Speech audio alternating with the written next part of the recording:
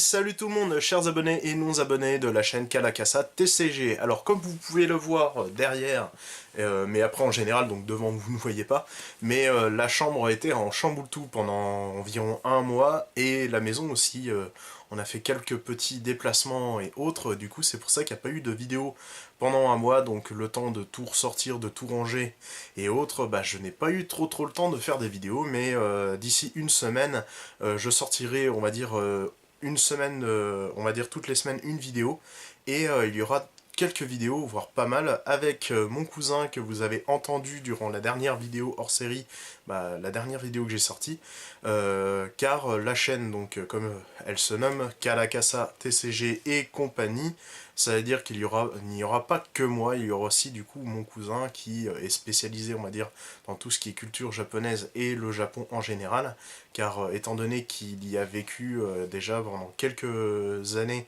donc un an et quelques mois, il connaît vraiment pas mal de choses, et c'est aussi grâce à lui que j'ai eu pas mal d'objets pour pouvoir présenter la chaîne. Et du coup on aura donc des jeux PS Vita, des jeux PS4, mais aussi des jeux de société, donc des jeux vraiment traditionnels comme les Anafuda ou les jeux de Go, des jeux de société traditionnels, vraiment de jeux de cartes, ou même des jeux chinois, parce que bon, il n'y a pas que le Japon, hein, les Chinois et les Coréens ont aussi quelques jeux qui ont quand même pas mal de liens, et du coup ça sera plutôt sympa. Donc aujourd'hui on va ouvrir donc la collector, toute première collector Toho, donc sur PS4, donc c'est une série que depuis pas mal de vidéos, hein, on a vu que je suis particulièrement friand, parce que j'aime à peu près tous les personnages, et je trouve quand même que c'était, on va dire, une petite révolution pour les jeux indépendants, car c'est un jeu indépendant qui a très bien fonctionné au Japon, et c'est devenu une hype d'enfer, et avoir la première collector sortie en Europe, et le premier jeu Toho en Europe,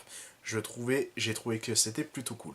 Donc dans la première partie de vidéo, il y aura donc l'unboxing comme d'habitude, hein, présentation des goodies et de la jaquette en général, hein.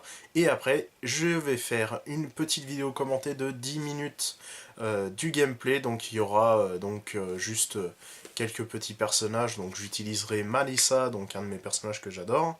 Et je vais vous montrer comment on joue au jeu. Donc c'est assez facile. Donc c'est parti pour l'unboxing. A tout de suite.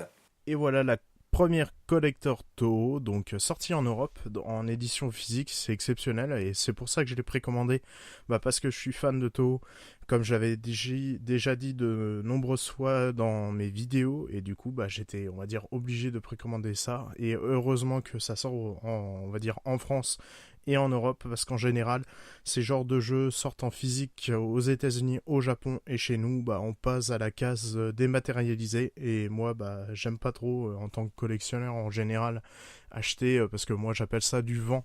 Acheter du vent, ça me fait un peu mal, surtout pour des jeux PS4 et tout, qu'on paye en plus le même prix sur le PSN et en édition physique. Donc moi je préfère les boîtes, et du coup la collector ça tombe bien. Et elle coûte 50 € sur Amazon, donc en ce moment elle est indisponible partout, parce que je pense que c'était des éditions limitées, et du coup comme c'est Toho qui a pas eu beaucoup d'éditions, je pense c'est le bon plan. C'était le bon plan pour moi, en plus j'ai eu quelques petites promos, et du coup ça m'a coûté pas grand chose.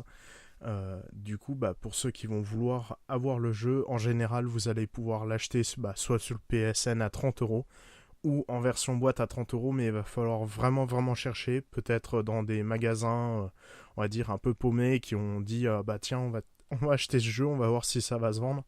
Mais voilà, après, je sais pas si Amazon a renouvelé ses stocks, mais moi, c'était complètement en rupture. Donc on va faire le petit tour.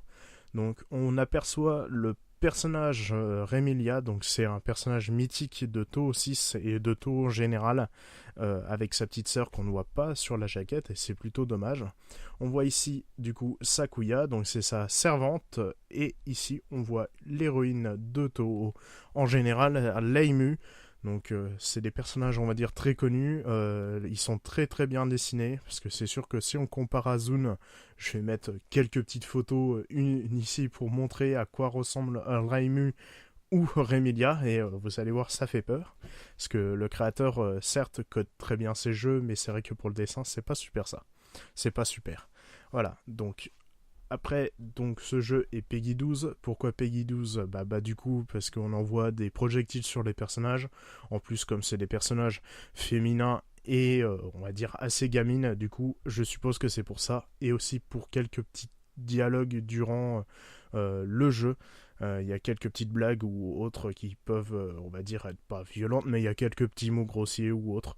Donc ce jeu est en anglais, parce qu'il faut que je le précise quand même. Il n'y a pas de français, donc celui qui voulait, on va dire, jouer peinard et tout, c'est mort. Donc pour ceux qui ont l'habitude avec l'anglais, de toute façon, ce genre de jeu en général est toujours en anglais.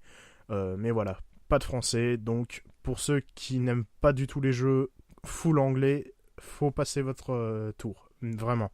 Parce que sinon, vous n'allez pas avoir vraiment de plaisir à lire le texte et on va dire les petites histoires qu'il y a sur chacun des personnages. Et voilà, donc moi je trouve que le jeu que vous allez voir en gameplay à la fin de la vidéo, il y a pas mal de points positifs, mais si on retire l'histoire, voilà, ça gâche un peu le gameplay. Alors que bon là c'est un jeu de combat et comme on sait très bien, les jeux de combat, à part le combat, si on garde pas l'histoire, le jeu il vient un peu vide. Voilà, donc c'est mon petit conseil. Si vous aimez pas les jeux en anglais, passez votre tour. Voilà. Donc c'est NES America qui a édité le jeu, qui l'a sorti chez nous en Europe et en Amérique. Donc c'est plutôt cool. En Amérique, si on précommandait la collector, on avait des pins supplémentaires, mais si on voulait nous l'avoir, il fallait le commander en Amérique et du coup avoir des taxes supplémentaires. Au lieu de payer 50 euros, on le payait directement, soit 50, et si on avait de la chance, on le payait au même prix, mais en général, il y a toujours des taxes aux États-Unis. Voilà, donc on voit les tranches, et derrière, on voit la plupart des personnages. C'est pareil, ils sont super bien dessinés, ils sont super cool. Donc là, on voit notre belle Remilia, Laimu, Sakuya, Leiyuji, mon personnage préféré, et en plus c'est un monstre dans le jeu, Yuyuko et Yomu. Donc des personnages très connus. C'est, je pense, presque les plus connus, peut-être pas les Yuji, parce que Yuji, c'est un personnage final d'un des Toho, et on va dire c'est pas le plus connu des Toho. Voilà, donc on va ouvrir la boîte. Donc c'est un fourreau en carton, pas de métal, rien du tout. Donc après, bon, pour 50 euros, je pense que c'est un peu logique. En général, les collectors sont beaucoup plus chers que ça, et du coup, je pense que c'est un peu normal de retrouver, on va dire, une qualité un peu plus moindre. Donc là, on retrouve deux personnages avec des positions complètement différentes. C'est plutôt cool parce que, comme vous allez le voir derrière, là, je vais vous le montrer. C'est la même image qu'on avait sur le fourreau, donc c'est plutôt dommage. Ils auraient pu mettre autre chose. Donc là, on voit Yomu et Sakuya. Donc deux personnages que moi j'apprécie. Je préfère Sakuya parce qu'elle est plus classe et ses attaques sont assez chiantes. Voilà. Donc voilà pour ce qui est de la collector, avec sur le côté et en haut toujours les mêmes noms. Donc c'est une boîte en carton. Donc il faut faire assez attention parce que ça s'abîme assez vite. Plus on la manipule, en général, moi, directement, soit je les emballe dans du plastique. Et oui, je collectionne à fond, du coup j'ai pas envie que ça s'abîme. Du coup, je me crée des petites pochettes. Alors, on va voir tout ce qu'il y a dedans. Donc, premièrement, le CD de VO du jeu. Donc, pour ceux qui aiment les musiques d'auto, c'est génial, hein, parce qu'il y a les musiques de chacun des personnages qu'on retrouvait dans tous les jeux Toho, mais en version remix et du coup, ceux du jeu. Et elles sont plutôt cool. Moi, je les ai toutes écoutées. Bon, il y a mes préférés, par exemple, la numéro 24, parce qu'il y a quand même 25 musiques dedans. C'est quand même plutôt énorme. Mais la 24, donc c'est l'une des plus connues de Toho, et aussi de Leiyuji, l'une de mes personnages préférés. Donc voilà, on a 25 musiques avec un CD en plus directement gravé. Donc c'est dommage que ça soit la même image. Moi j'aurais préféré autre chose. Mais bon, c'est toujours ça d'avoir, on va dire, à l'intérieur. Bon, après les CD, ça leur coûte pas grand chose, hein. Mais moi je trouve ça plutôt cool, surtout pour les collections Toho. Avoir ça en Europe, comme je l'ai déjà dit plusieurs fois, c'est assez rare. Et on retrouve ici l'AIMU directement en gros. Et derrière, on voit le logo du jeu. Donc voilà pour le CD. Donc moi je mets ça souvent parce que j'aime bien les musiques de Toho et en plus elles sont plutôt réussies. Bon, pas toutes, mais il y en a quand même la plupart. Après, nous avons donc les lithographies tirées directement du jeu. Donc après, Bon, moi, je trouve ça dommage, c'est le format carte postale. Bon, c'est un peu plus grand que les cartes postales, mais j'aurais préféré avoir des choses un peu plus grandes. Après, la qualité est plutôt cool parce que c'est un bon effet brillant. En plus, les illustrations sont plutôt jolies. Ça fait un peu effet dessin. C'est des illustrations qu'on retrouve dans le jeu durant les histoires. Après, je sais pas s'il y a plusieurs lithographies, c'était tiré un peu au sort dans les collectors. Parce que du coup, il y a plusieurs images et je sais pas si c'est, on va dire, aléatoire. Alors moi, je suis plutôt content parce que bon, j'ai eu mes deux personnages préférés avec Flandre et Marissa. Donc, c'est vraiment des personnages super cool. Et ici, on voit donc une petite illustration un peu complètement débile et c'est vraiment typique, on va dire, de l'ambiance de Toho en général. Donc après, voici toutes les lithographies, elles sont plutôt cool. En plus, ça fait vraiment effet dessin et je les trouve vraiment super. Voilà. Donc on en a 5. Donc 5 belles lithographies. C'est pareil, moi je les protège en général. Après, malgré que ça soit que des bouts de carton en général, comme je dis. Alors, après, il y a le petit artbook, vraiment petit, hein, donc le même format que les cartes postales, donc c'est du format A5, donc c'est petit, mais après on pouvait pas s'attendre, je pense, à plus gros, surtout de collecteurs de Toho. Quand je regarde déjà chez nous pour avoir quelques petits doujinshi, comme on voit ici par exemple, tout simple, ou voir des artbooks Toho, ça coûte une blinde, du coup avoir ça c'est plutôt cool.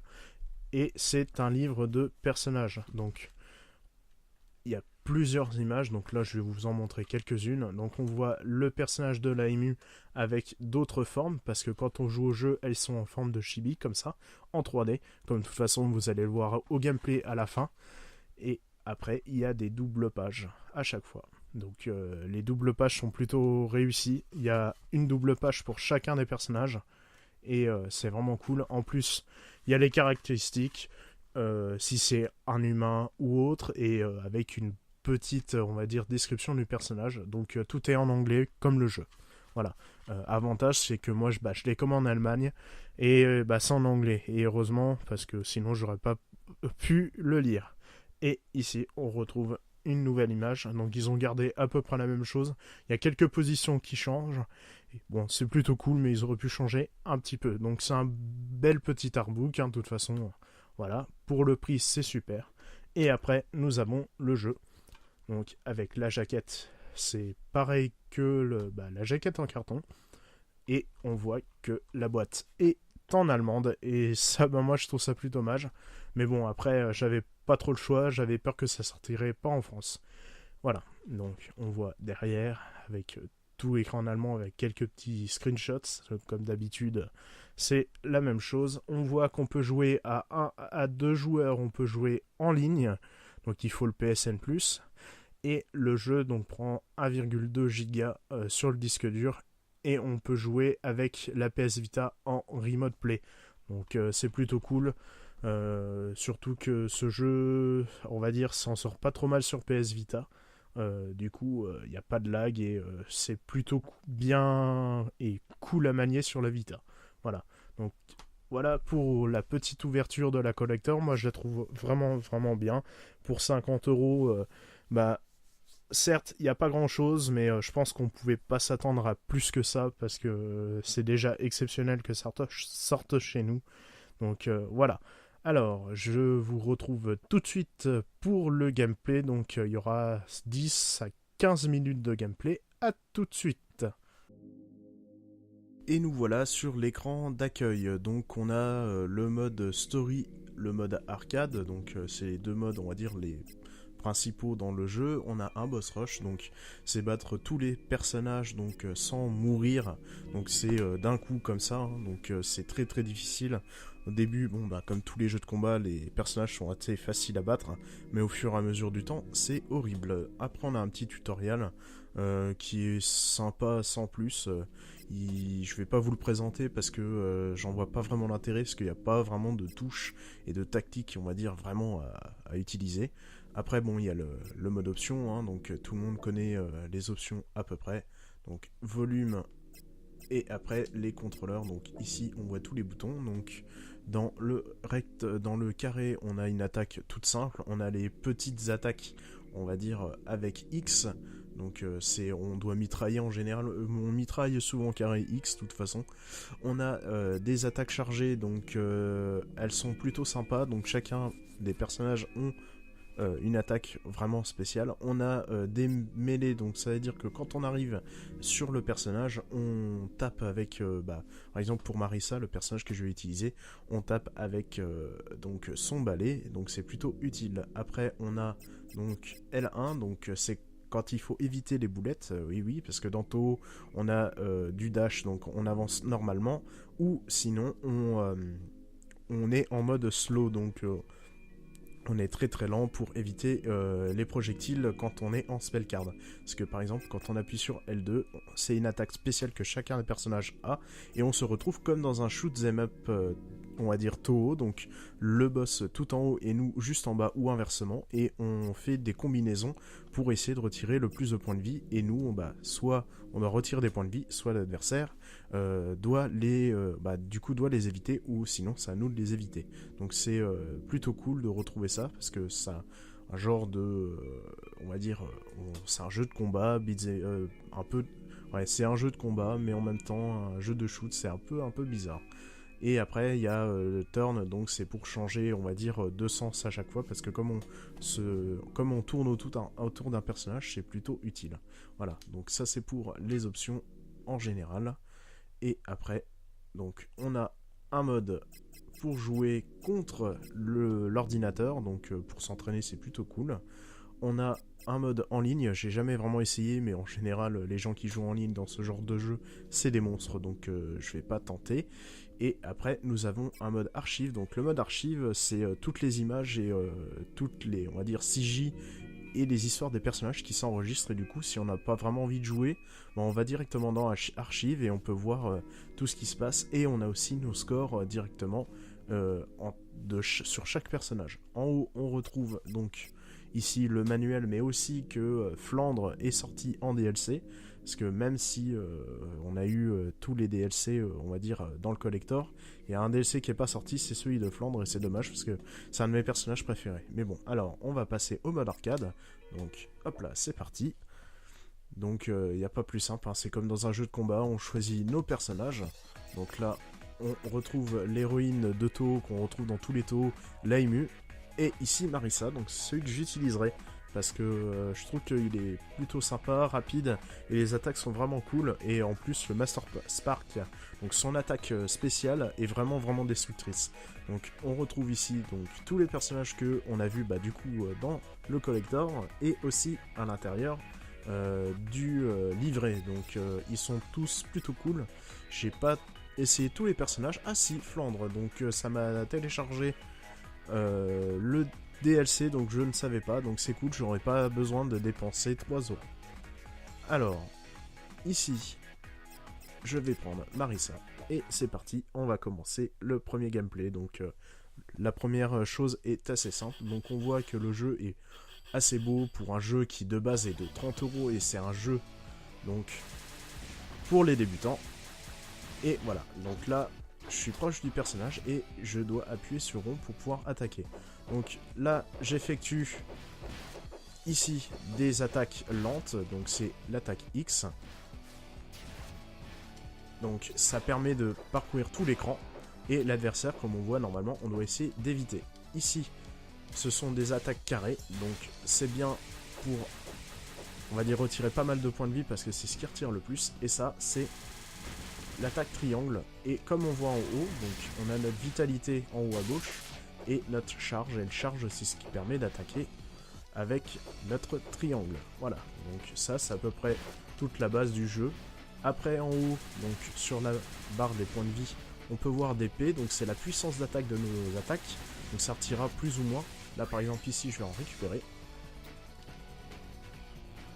Et les dash, donc ici on en voit un, c'est avec R1.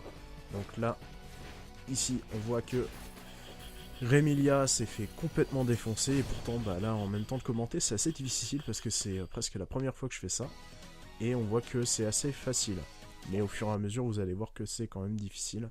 Donc voilà le jeu, hein, il est, on va dire, assez rapide, on va dire au début, mais au fur et à mesure ça commence à devenir difficile.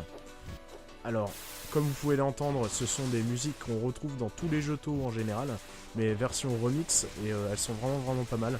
Du coup, c'est toutes celles que vous retrouvez à l'intérieur du CD. Voilà. Donc moi, je trouve ça vraiment cool. Moi, je les aime presque toutes. Et comme 3/4 des personnages qui sont dans le jeu, bah, c'est presque tous mes personnages préférés. Je trouve ça vraiment cool. Et maintenant, ici, voilà une spell card. Donc, c'est les attaques spéciales qu'on peut utiliser qu'une fois. Et voilà comment on joue. Donc on mitraille un peu tous les boutons pour essayer de retirer les points de vie au maximum. Et l'adversaire nous attaque pour après arrêter ceci. Parce que sinon, si on joue bien, on va dire, et correctement, on peut détruire l'ordinateur rapidement. Donc voilà comment se représente le jeu. Donc le fond, c'est un peu comme les jeux Toho qu'on retrouve. C'est un fond assez banal. Bon là, c'est pas très beau. Hein, parce que je trouve que c'est vrai qu'il n'y a que les personnages qui sont à peu près bien faits. Et je trouve sympathique sur les côtés d'avoir les deux personnages. Ça fait plutôt joli. Après, c'est vrai que, bon, c'est un jeu PS4, il aurait très bien tourné sur PS Vita, voire sur PS3, parce que bon, c'est juste les couleurs, on va dire qu'on voit vraiment très bien. Mais c'est vrai que c'est pas un jeu exceptionnel pour sa beauté, mais c'est plus pour, on va dire, le jeu en jeu général, jouer avec nos personnages, et surtout en anglais et en Europe. Donc voilà à peu près comment on joue à ce petit jeu. Donc on va continuer jusqu'à temps que je suis mort. Donc là on a Sanae. Sanae est un personnage assez chiant parce que là comme on voit, première attaque elle m'a retiré pas mal. Et ces grenouilles, c'est un peu des genres de boucliers. Et sont assez difficiles à parer. Parce que je sais que moi la plupart du temps, bah, quand ça commence à devenir difficile, elle commence vraiment à devenir bien chiante. Regardez là en quelques coups quand même, là je vais utiliser une spell card. Bon, c'est pas le bon moment, en général on utilise des spell cards quand ça commence à devenir critique.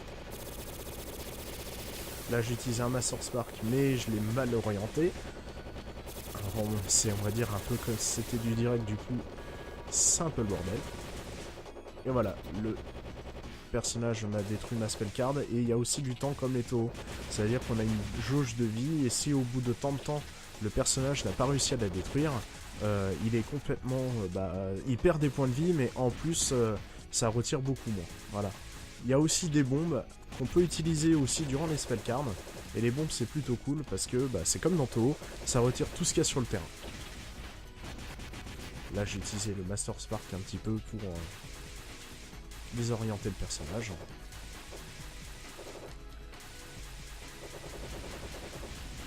On va détruire ce personnage. Et après, on va repasser sur le menu. J'ai perdu, donc voilà. Et oui, Game 7. Donc le mode arcade, bon là, j'ai perdu parce que j'étais pas vraiment dedans. Mais voilà à peu près comment on joue à ce jeu. Les illustrations sont pas mal. Moi, je trouve qu'il y a pas grand chose à redire, hein. Les professionnels ont vraiment bien travaillé sur la colorisation et autres. C'est pas le meilleur jeu Toho parce qu'il y en a d'autres qui vont sortir du coup, parce que comme NES America maintenant sort la plupart des jeux japonais, on va sûrement avoir d'autres jeux Toho qui vont sortir en Europe et en Amérique, et du coup d'autres collectors, et je trouve ça plutôt cool. Donc voilà pour le petit gameplay, hein. C'était assez rapide, mais c'est pas un gameplay on va dire profond comme on va dire 3/4 des gros jeux.